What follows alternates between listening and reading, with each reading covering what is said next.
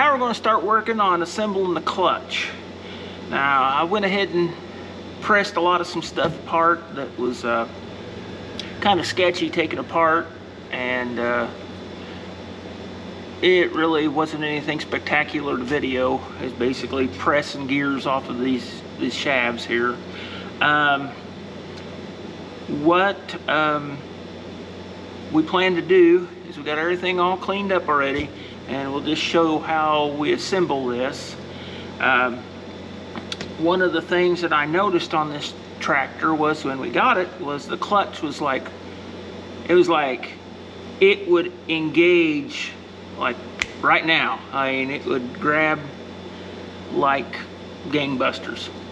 So what we found out, that the oil was going past this mechanical seal that goes into where the bearing is inside there, and it would, you know, basically fill up with oil and leak in there on the clutch spacing.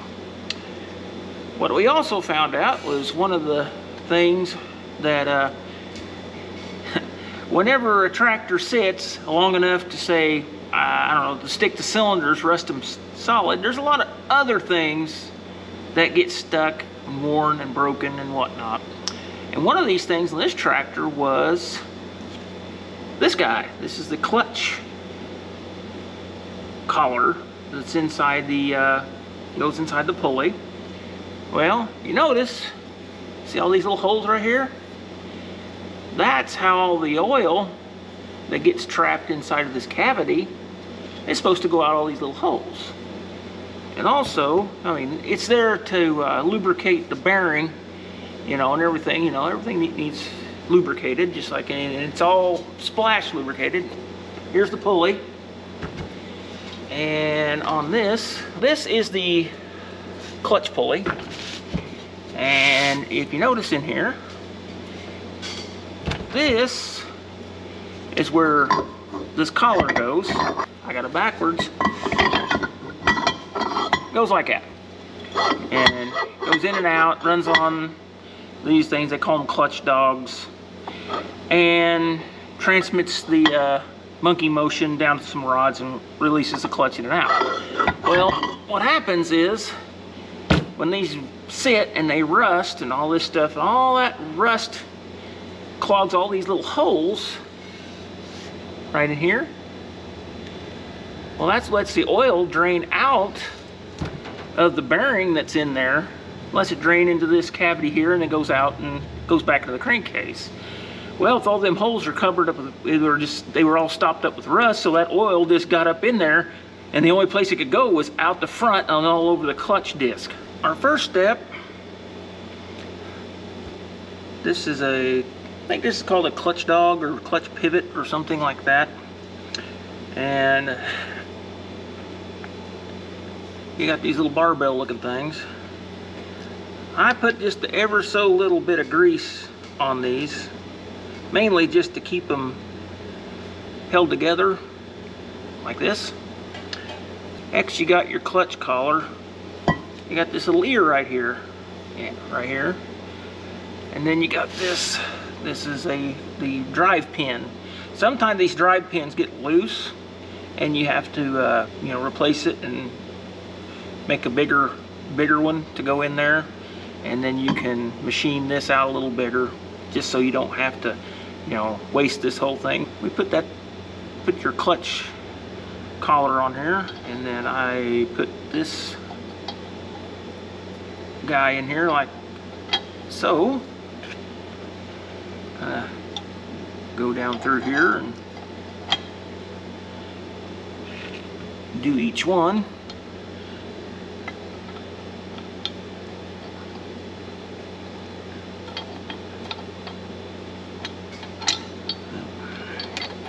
There's always got to be a problem, huh? Alright, try again. I try to put them in the, we'll turn that a little bit so it'll go down on the pin, and everybody, each one of these dog bones, whoop, there we go. Each one of those go in their respective places. Then we got these pins that's what the clutch dogs ride on. So they go in these bosses here. We'll put some cotter pins in these to keep these pins here from backing out, of course. Just that little bit of movement right there on these. They just need pressure to, you know, pop in and out. So I'll get these cotter pins in here, and then we'll go over to the press and put the gear on. Next, we will do fight with the snap ring.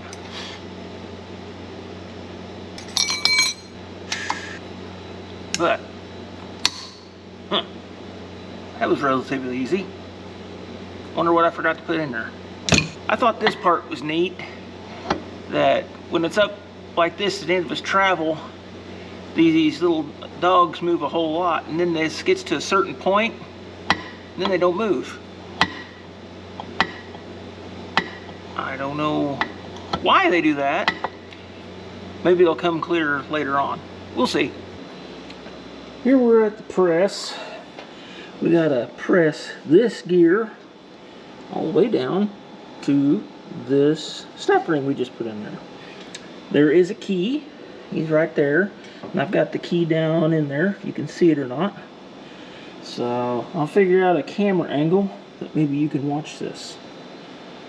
Hopefully it don't fly apart and trash my camera.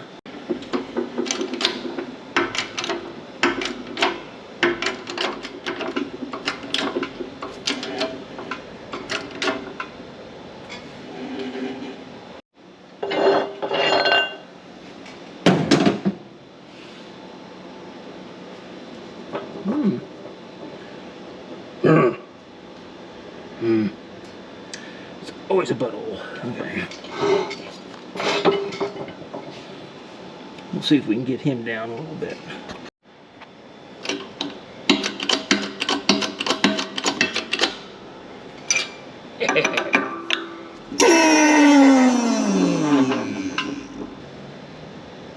Inside of here, there's a bearing that supports the outside of this big heavy drum here rides on the crankshaft, I believe. Yeah. So it's got a bushing that we checked on the inside there by that gear we pressed on, and then in here there's a nice roller bearing that supports this big heavy pulley that's out there rolling around. Whenever I tore this apart, this nice big thick washer right here, somebody had decided that it would be a great idea to bend it all to thunder and then just stick it back in there or something. I don't know what they were thinking.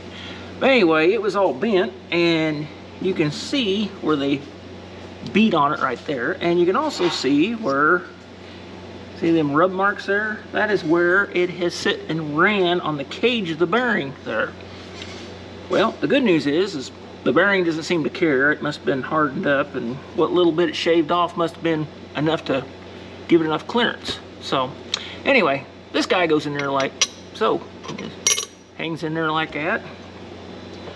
And then we got this guy. This is the roller bearing I was talking about. I felt that this roller bearing was in fairly decent shape. So, and it's not like a horrific press fit or anything like that. You know, it'd go in there if I didn't put it in there crooked. Try to. There we go. This is supposed to get oil, you know, from the engine, all right? So I want to use an, you know, a grease that probably would be a, you know, you'd want it to kind of, when the oil finally gets there, once this runs, I don't know how long it takes to get there. When it does get oil up in there, that'll kind of, I don't know, kind of mix with the oil and, you know, thin out and go away. I knocked the little thing out, put a little silicone sealer in it, and put it back in there. Now I can sleep better tonight. Put the first reduction gear cover on there. So yeah. Start here with our first reduction gear. Put that on there like that. Goes in there like that. This is the bearing that holds the transmission input shaft and this big gear. And this bearing gets oil that's slung up here from the clutch gear and the transmission. Whenever it, you know, whatever gets slung up there, it goes in this little trough and goes into the bearing and lubricates it. So it may take a little while before that gets any oil, so we packed it with grease for right now until it gets some oil in there. And I use some grease that will break down in the presence of oil. It'll get thinner, and you know, when the oil hits it, it should flush the grease out, and then it will be getting lubricated like it's supposed to with oil.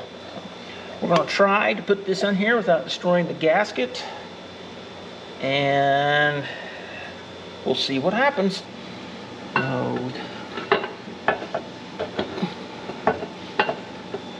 Pretty tight fit getting it around this gear here.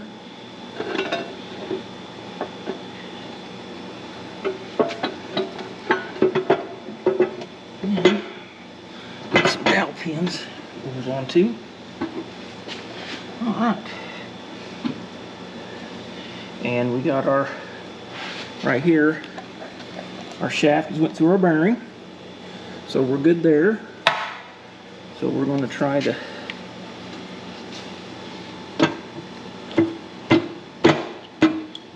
bump it on here with the dowel pins the best we can.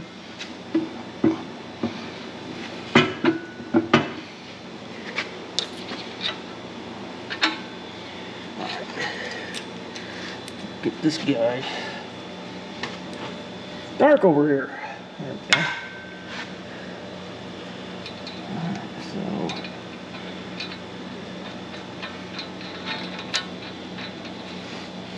alright, we'll have to stop here and get a wrench to tighten that up with. We're gonna work on snugging this guy up here a little bit. Okay. Alright, we'll go around here and evenly tighten the cover bolts.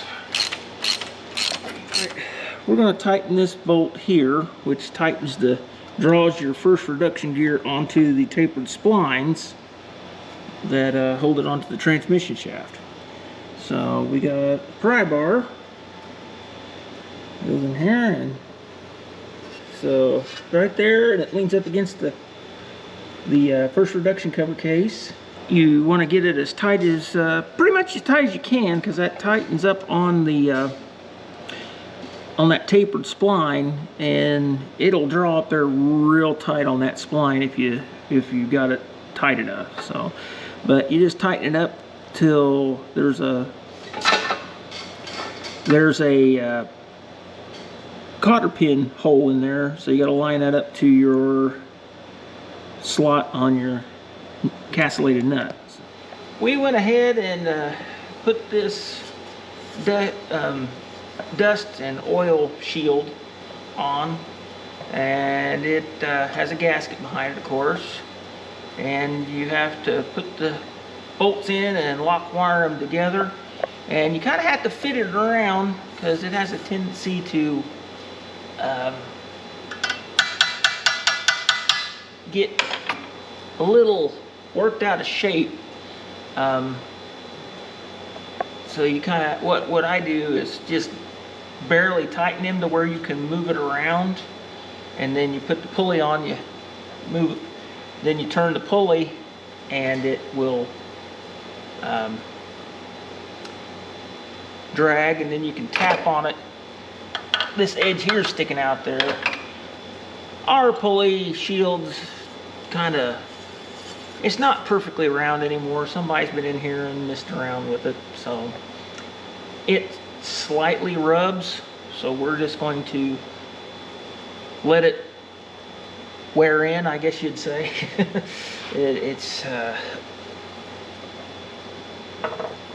So anyway, put this guy in here.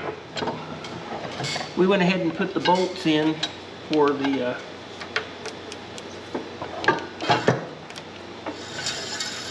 and you can hear it just got a slight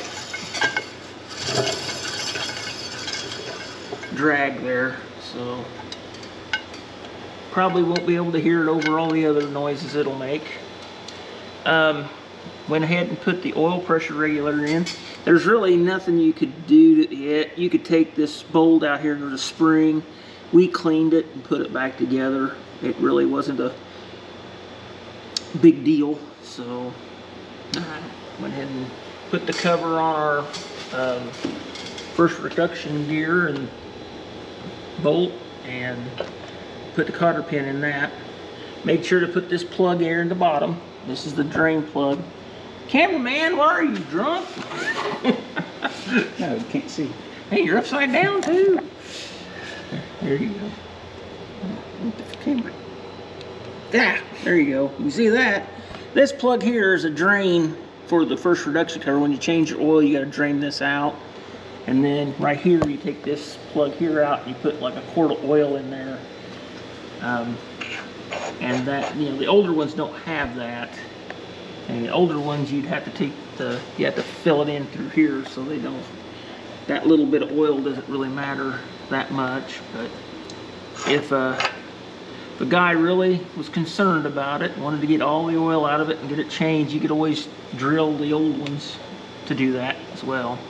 So, all right, we got this on here. Next steps to put the clutch facings in, and the what is it, the driver, is that what they call that? Anyway, we'll get to that next. Well, here's the clutch facing. You put that in there, in this area right there. Make sure the old one ain't corroded and stuck in there or something, because they do that. This is the clutch driver. This is counterbalanced for the motor. You'll see this little V right here and a corresponding V on the crankshaft. I marked them with the ink pen so it'd be easy to see. That's, you want to line them up, okay?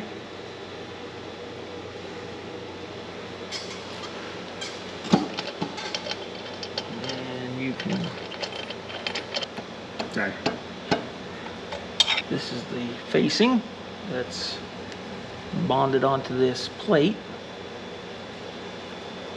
It goes over these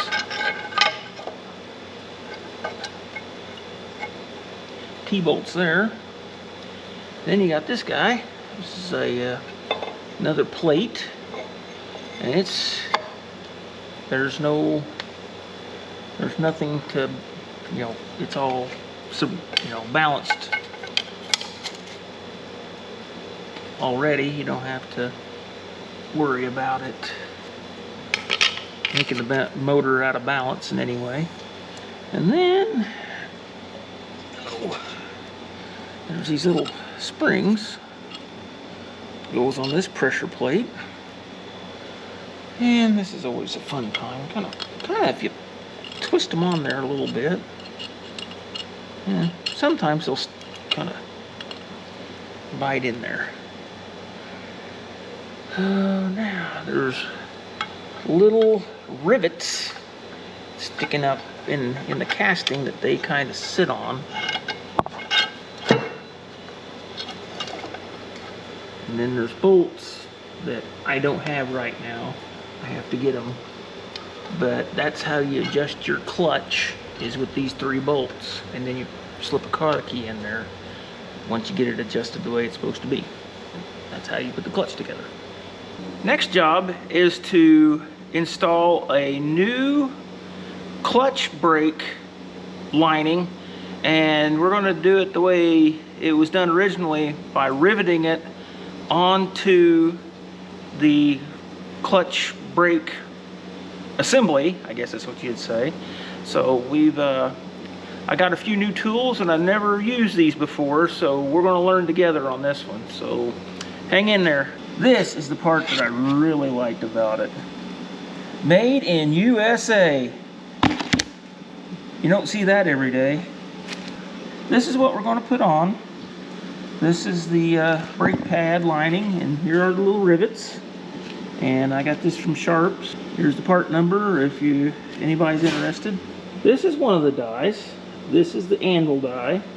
And this is going to hold this part of the rivet, the head. So it goes down here like this, like so. Now you got this guy that came with the kit, and its job is to push your old rivets out of this, which somewhere along the way in the last, I don't know, 50, 60 years, somebody's just ground them off. So we got our brake shoe material, lining, whatever you want to say, and of course, it don't fit. Down in the lining material, and we're going to line it up. Ow. By the way, the lining has little centers of metal in it. It hurts.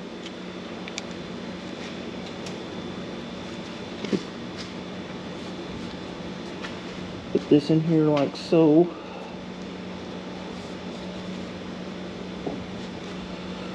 And basically you kind of tighten it up. Now, I'm not going to crank it down real hard on this one because I want to be able to move it around just a little bit so I can get the rest of these rivets in there. And I suppose there's always a chance that you could tear the material up. We'll line another one up here. Trying to do this where you can see it's... But anyway, okay, so we got this one started in there. We'll just keep installing these until we run out of rivets or holes, however you want to say it.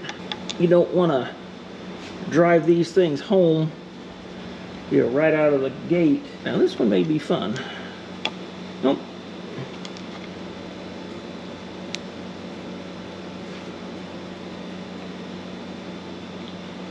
Paul's helping me, handing me rivets and stuff off camera here. He just can't wait to turn this handle. He just crank on it, Paul. Okay, now don't tear up my tool. It's new, you know.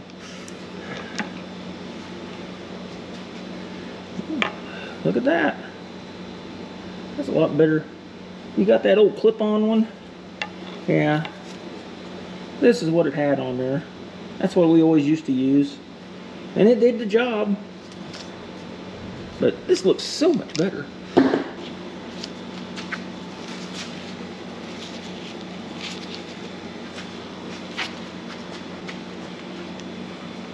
There you go. Crank on it, He-Man.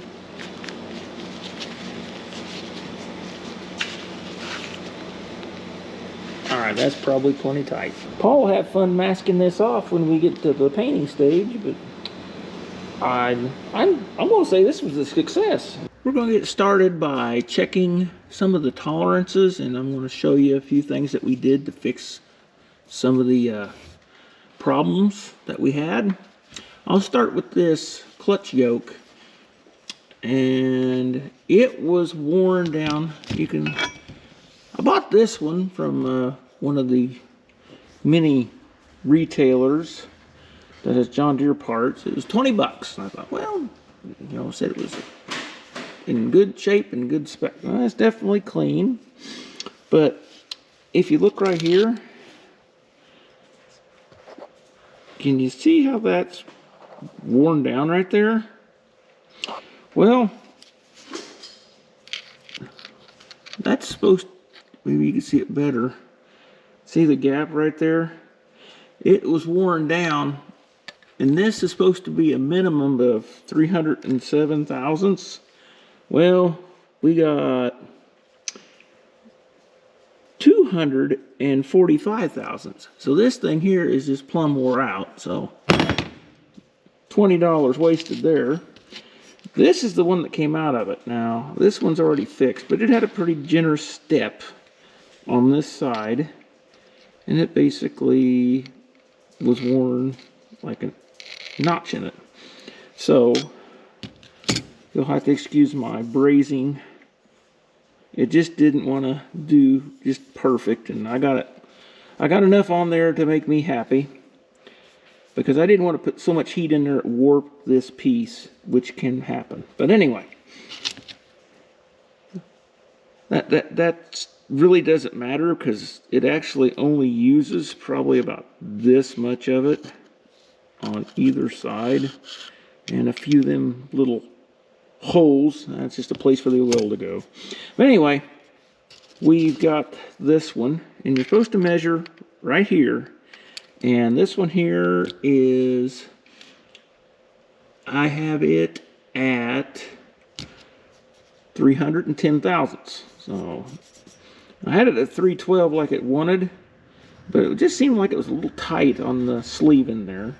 It could, they both may be the same, but you know, after heating this up, you know, this one may be a little taller than the other one now for some reason. So I took it off to where, you know, it felt good. And that's what we did to fix this one. You also need to measure these holes, and the spec on that is 0.501, which is, you know, basically a half an inch and a thousandths is the most it can be. The spec is 0.449 to 501. These here are at 501. I didn't have to do anything. It's where these guys pivot. You don't want them really sloppy. So that's that piece. Then there's this guy. This is the fork shaft. Well, I had to do a lot of welding on this. This piece up here was just absolutely worn out. I didn't even measure it. It was just so bad. So I put it in got the welder and welded. I welded them this way. It's not what you're supposed to do. You're supposed to weld around, and you know, turn it around as you weld. And, well,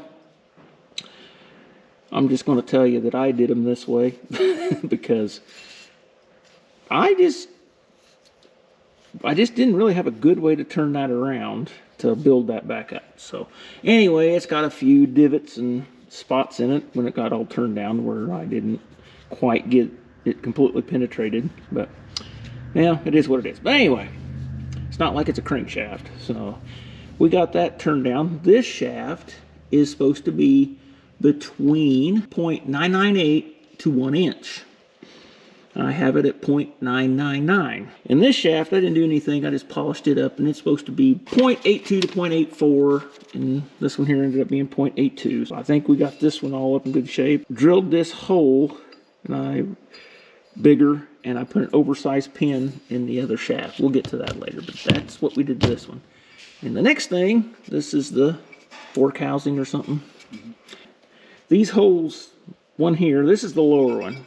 It was okay. It measured out 0.686 to 0.688, measured 0.687, so it's okay. And then this one here, we had to put a bushing, and a lot of people use brass bushings on this. I just used steel. I made a steel bushing there. Maybe not the best thing to use, but that's what we did. I didn't want to have the big thick brass bushing right there. It's supposed to be 1 inch and 2 thousandths to 1 inch and 4 thousandths. When I got done, after, you know, the roughness of this shaft, it ended up being 1 inch 4 thousandths. That's what we did to that piece. And that's all the stuff that we really needed to measure. This piece here, this is the rod that goes back and forth. And you might be able to see, I put a bushing in that one. Did real good on this side, you can't even tell, but this side here, that's where I pushed it in. And this here is where we oversized it. I didn't want to put bushings in both of these pieces here. And here's a pin. I just made a new pin, made it a little bit bigger. And there's another pin just like it on the other side.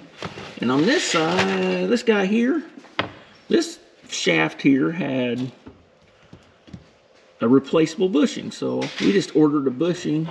We got it from Sharps.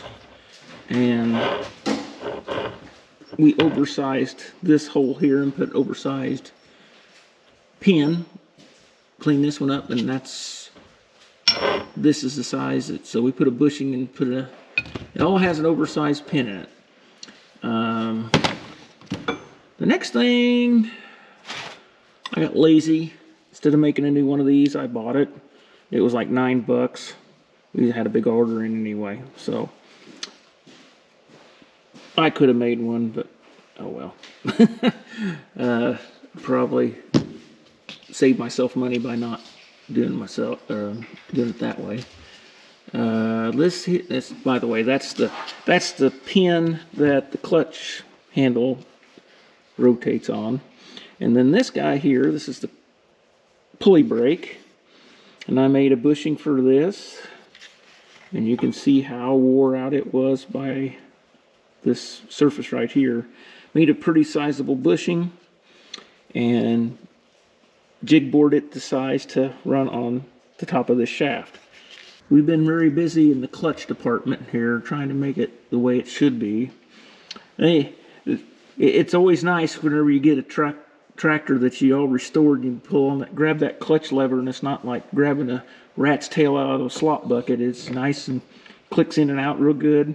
I've had tractors that you have to push it way past the headlight to click it in, and then you go back the other way and it's almost laying down flat down by the brake. That's just my I guess that's just my pet peeve on a John Deere tractor. I don't like the clutches to be sloppy. This is the one. This one here is probably the most effort I ever put into one. So we'll see what happens when it's all said and done. The brass clutch collar, and this is the yoke. The splines, it doesn't matter as far as I can tell. If you put how you orientate this, it's pretty well symmetrical. This goes in here like this, and these pins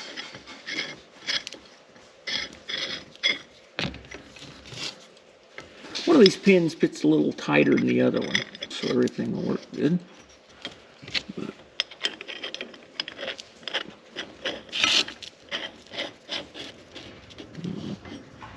We'll tighten this up and put lock wire on these. Alright, we'll need the clutch fork shaft and your pulley brake. You need to put the pulley brake on the shaft and just start it in here like this. This lever needs to be pretty well square with this surface here. It's not really that it won't be, when it's done, just perfect, but when it's part of what you need to do for the next step. Here's the yoke and the bearing collar. I have the bolts wire tied so they can't come loose. And on this piece, this has to be orientated correctly. See, there's a flat on this end, and then it's got a rib that sticks up on this side. So when you're on the tractor, you want this big flat side towards the outside, towards the pulley. So we're gonna, oh, hold it. We have something I have to add here. I had to make some shims that go in here because the clutch pulley brake had worn into this casting, and to get it back up where it needs to be without dragging on the casting, it needs to be like that. All right, so you make your lever square with your housing gasket surface, and you make sure that you have your yoke with the flat side out towards the pulley. So you try to get the splines lined up. Almost square.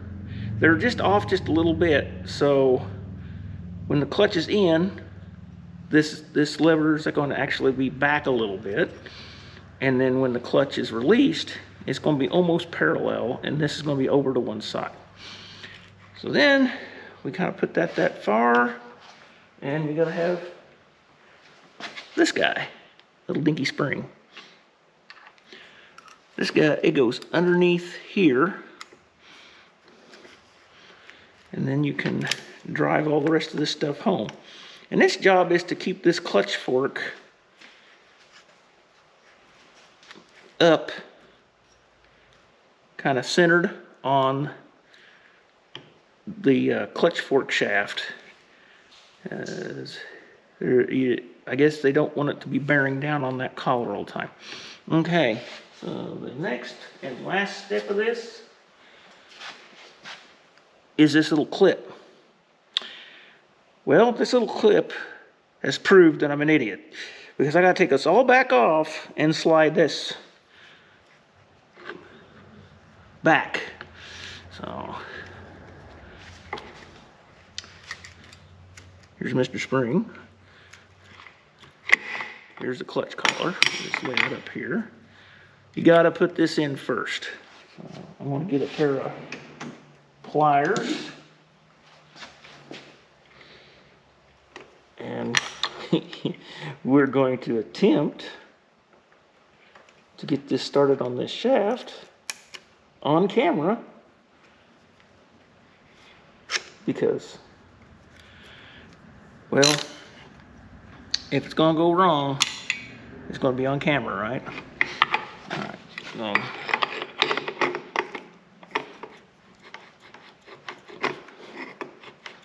all right, so we got back parallel to the gasket surface.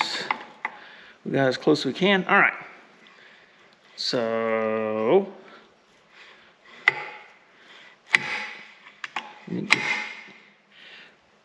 get that started on there. You can kind of cheat, and at first kind of smack it down like that, and that fork will move. But then once you get your spring in, you don't want to do that, because it's going to tear your spring out.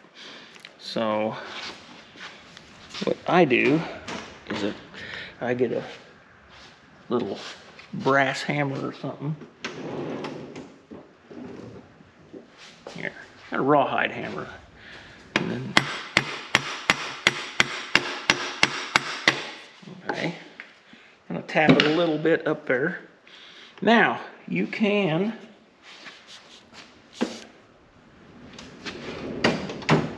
get a hold of this thing with these pliers again, because you can pull this back.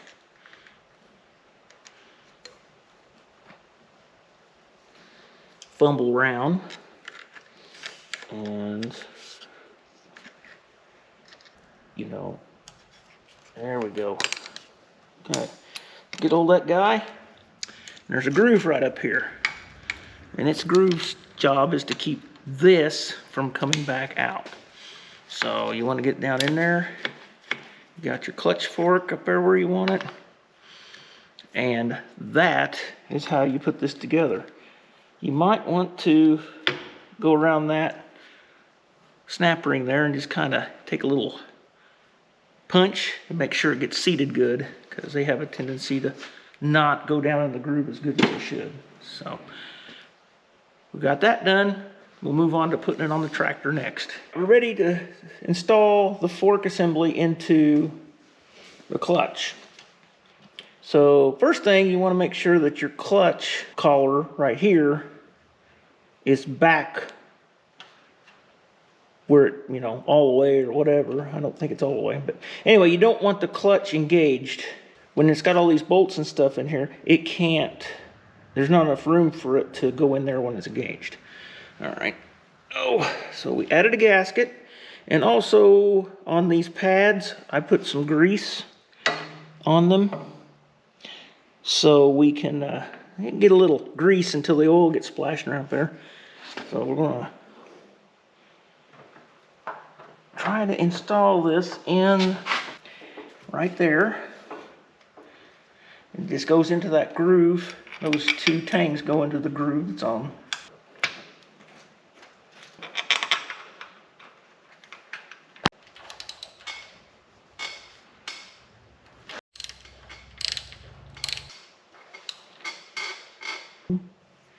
Hold up. You don't want to forget to put this on, because it's really hard to put on after it's on the tractor.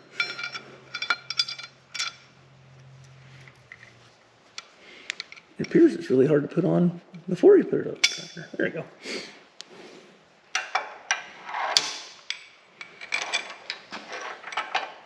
Hold on, hold on.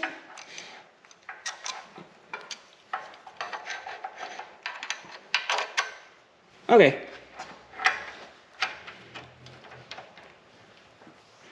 Okay. It's kind of hard to put this pin in there because we got a new bushing. So you're going to need a C-clamp.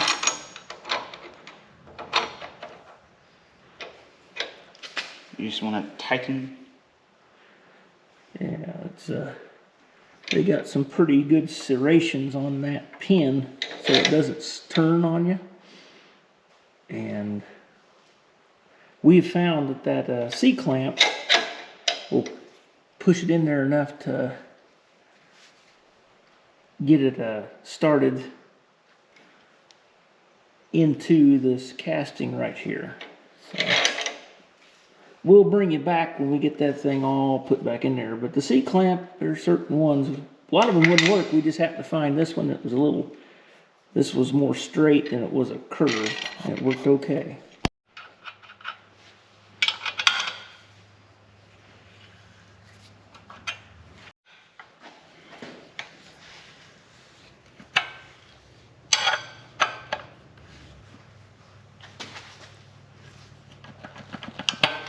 You can adjust these 3 bolts to adjust your clutch to where you hear a good pop. You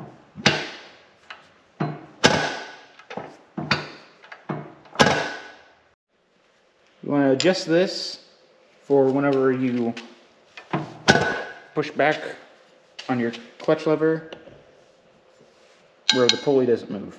To adjust your pulley brake, loosen the jam nut, then you can adjust your bolt, and then when you're done, you can tighten your jam nut.